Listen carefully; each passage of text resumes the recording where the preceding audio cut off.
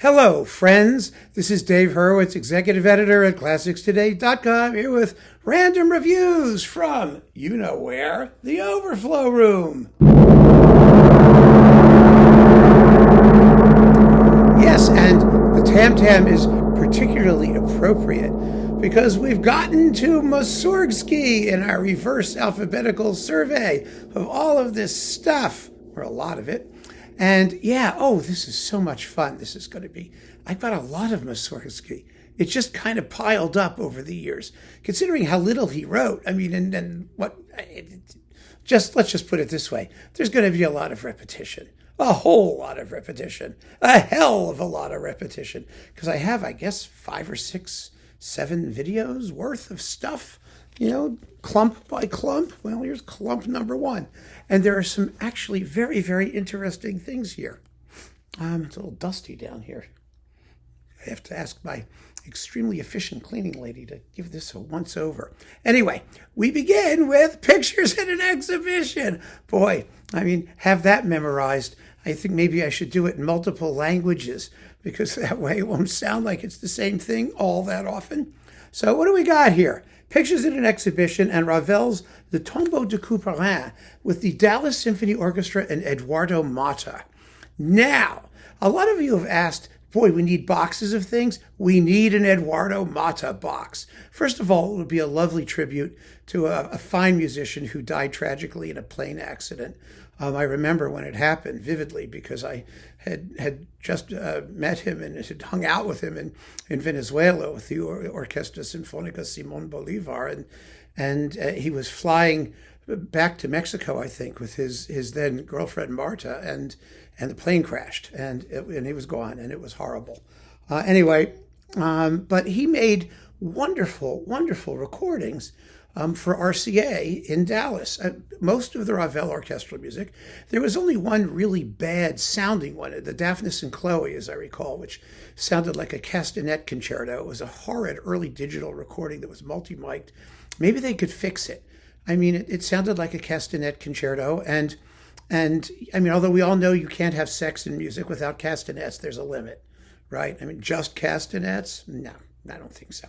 Anyway, certainly not an orgy. That was a very individual sexual escapade. Let's put it that way, if that's what it was. But these performances are terrific. The orchestra sounded great. The sonics were marvelous. And he did some beautiful recordings with the London Symphony that badly need remastering. Falla's El Amor Brujo and the Three-Cornered Hat, stuff like that, with Nadi Mistral, if I'm not mistaken.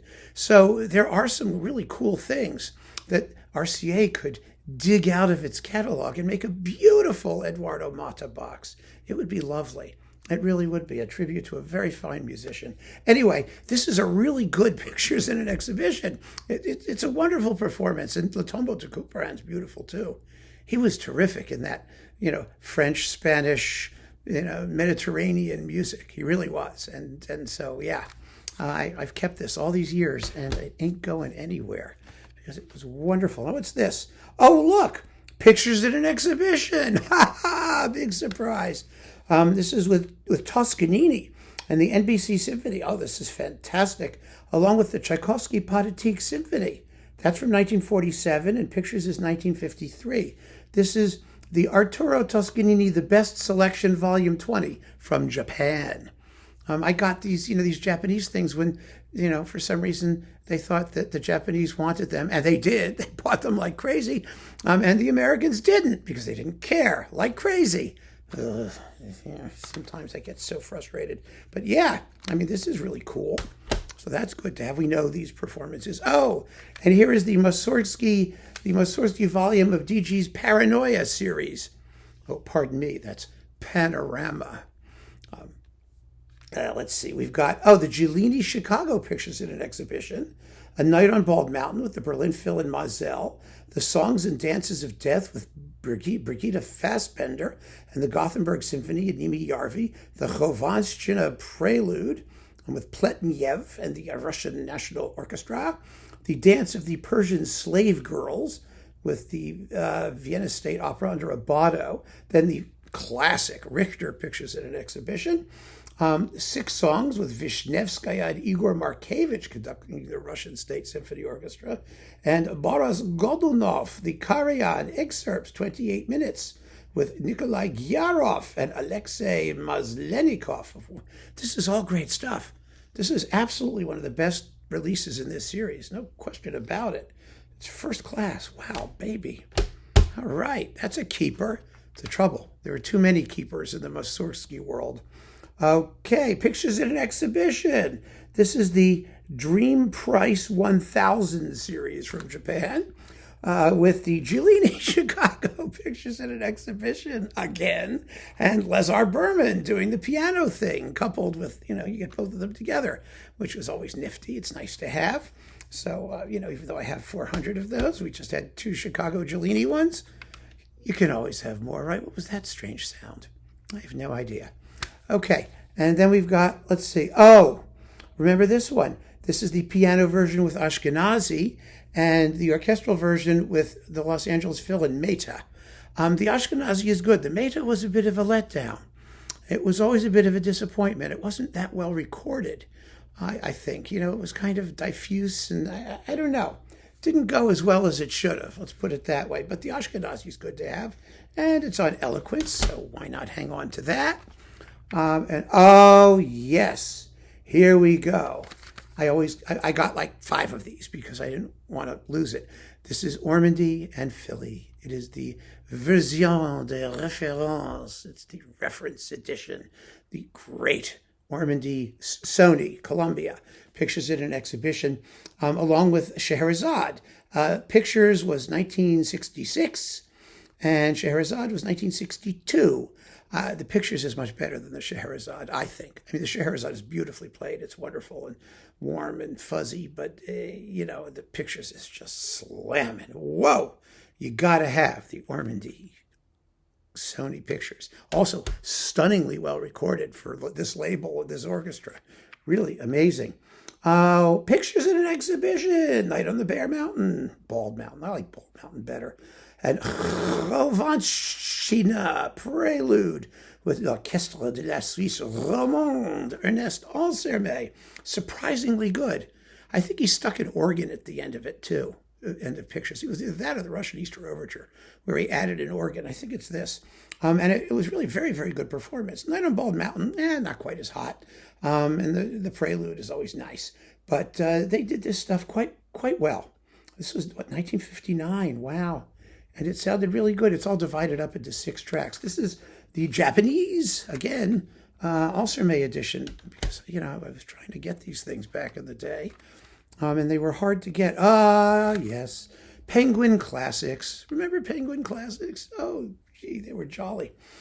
Pictures in an exhibition. Something different with Abbado and the LSO. It's fabulous. Absolutely glorious. With some of his Ravel stuff, which is also equally fine.